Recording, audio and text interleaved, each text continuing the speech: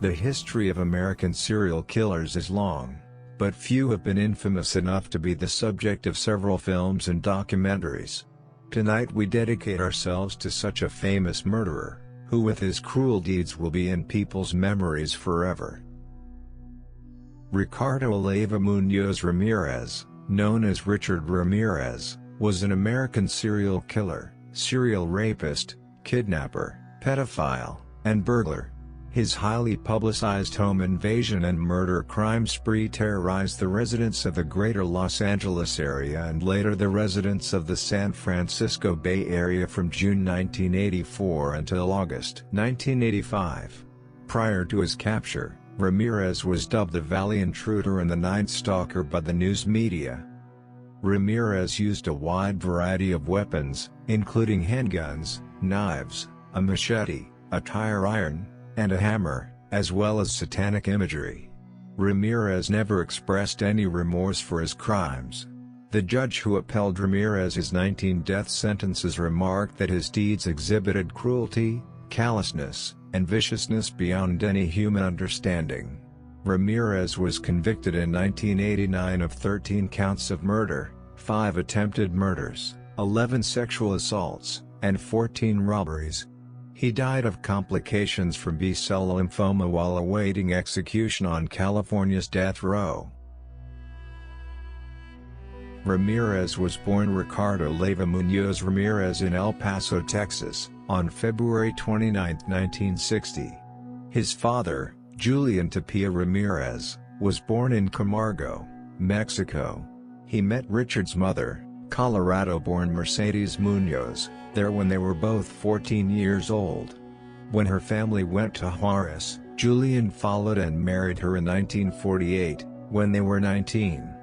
As he wasn't an American citizen, he lived in Juarez while Mercedes resided in El Paso and had their children there. In 1952, Julian was deported by border security and the entire family moved to the U.S., where Julian attained legal citizenship and found work at the Santa Fe Railroad. Mercedes's pregnancy with Ramirez was very difficult because the chemical fumes she inhaled at her job at a boot factory caused her body to try and reject the fetus. At the age of 2, he almost died when a dresser fell on him, and he suffered a concussion. Growing up, he was a quiet loner. When he was in 5th grade, it was discovered that he had epilepsy, though doctors said he would grow out of it. It resulted in him being removed from his position as a quarterback on the school's football team. When he was in 7th grade, his grades began slipping and he started sniffing glue. At the age of 10, he began spending nights at cemeteries and also began smoking marijuana. When he was 12 years old, his cousin Miguel returned from his second tour in Vietnam and they began spending time together. He would show Ramirez photos of Vietnamese women he had raped, tortured, and killed, and also taught him how to keep hidden and kill with stealth. When Ramirez was 13, he witnessed Miguel shoot and kill his wife and was affected by it for the rest of his life. Shortly before that, he had begun burglarizing people's homes, committing petty theft, skipping school, and becoming addicted to cannabis. During burglaries, he enjoyed walking around in the homes and going through the residents' personal belongings. During a trip to Los Angeles to see his brother Ruben, a petty criminal, Ramirez was taught more about burglaries from him. After returning to El Paso, he enrolled in the Jefferson High School but dropped out after less than a year. The only subject in which he did well was physical education. He would hunt animals with his family when they were available. If they were not, he would go alone. He particularly enjoyed sneaking up on them and then stabbing and gutting them. He liked watching horror movies and began to attend Jehovah's Witness meetings, where he became interested in Satan. At the age of 15, while he was still in high school, he briefly held down a job at a Holiday Inn, but was fired after a few months for entering a woman's room and attempting to rape her, but was stopped by her husband. Because the couple was from out of state and wanted to move on as soon as possible, they wouldn't testify against him and the charges were dropped. At the age of 16, He was already a skilled burglar. Shortly after turning 18, he moved to Los Angeles permanently. During his first weeks in LA, Ramirez mostly lived as a transient. He made a substantial amount of money by selling marijuana that he had bought cheaply in El Paso and brought with him, and spent the money on food and stays in hotels. He made a habit of stealing cars, spending a few days in them, stealing anything valuable inside, and then ditching them. He became addicted to cocaine, which was a very popular drug at the time, and could afford the habit by selling items he stole during burglaries. One night in the summer of 1978, he bound a lesbian woman with whom he smoked PCP and raped her repeatedly. His interest in Satanism evolved and he became involved with the Church of Satan. He spent some months in prison for auto theft but was released. In 1983, his sister Ruth went to LA and tried to convince Ramirez to come back to El Paso, but he turned her down. On June 28, 1984, after snorting cocaine, Ramirez burglarized the home of 79-year-old Jenny Wilkow, raped her, and stabbed her to death. On March 17 of the next year, he bought a revolver from a dealer and would later use it in several of his killings. Over the course of a little more than a year, Ramirez proceeded to kill 12 additional people, as well as rape and/or attempt to kill multiple others in several different Californian cities. The media eventually nicknamed him the Night Stalker. On August 24, 1985, Ramirez committed his last known murder, killing a man named William Carnes and raping his fiancée, leaving her alive. She got a good look of both him and the orange Toyota he was driving, including its license plates. On the morning of August 28, 1985, the car was found outside a shopping center in Los Angeles County.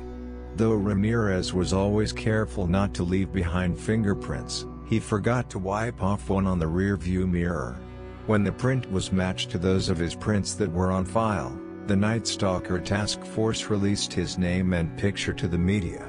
On August 31, 1985, Ramirez tried to steal a Mustang, not noticing that the owner was under the car.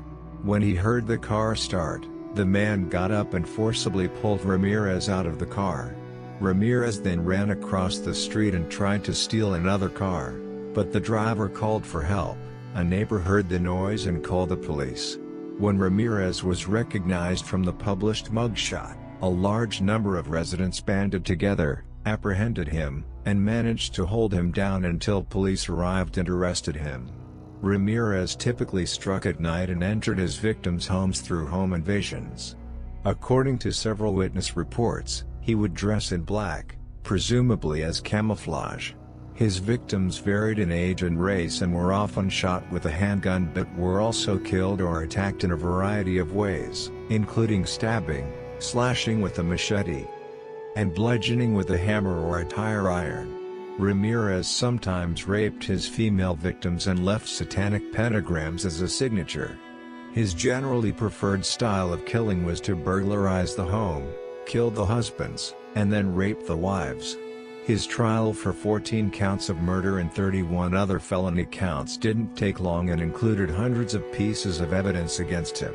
As it progressed, Ramirez garnered several female fans who became utterly devoted to him. On October 3, 1989, the jury found him guilty and he was sentenced to death. On October 3, 1996, 7 years to the day after he was found guilty, he married one of his female fans, a freelance magazine editor named Doreen Leoy. After a long relationship in which they wrote letters to each other, she once stated that she would commit suicide if he were executed. They remained married until the year he died, when they divorced. In 2009, Ramirez's DNA was linked to the 1984 murder of 9-year-old May Loan, who was beaten, raped, and stabbed. Though he was never charged with the killing since he was already awaiting execution. On June 7, 2013, after spending more than half his life on death row, Ramirez died of liver failure in a hospital, at the age of 53.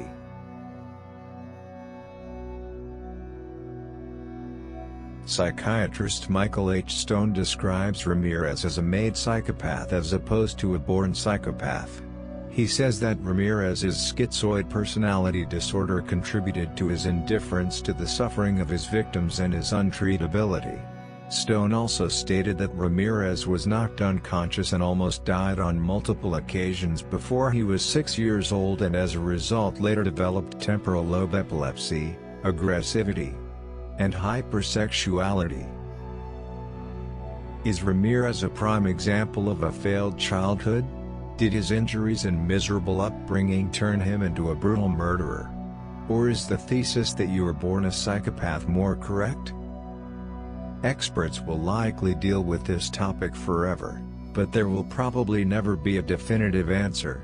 Even if you grew up under bad circumstances, you cannot understand why countless human lives have to be exterminated for that. We too will continue to deal with the abysses of the human psyche. Maybe one day we'll get a little closer to the truth. We hope you enjoyed tonight's episode. Please be so kind and follow our channel, take part in discussions and give us a thumbs up if you are interested. Have a great night shift.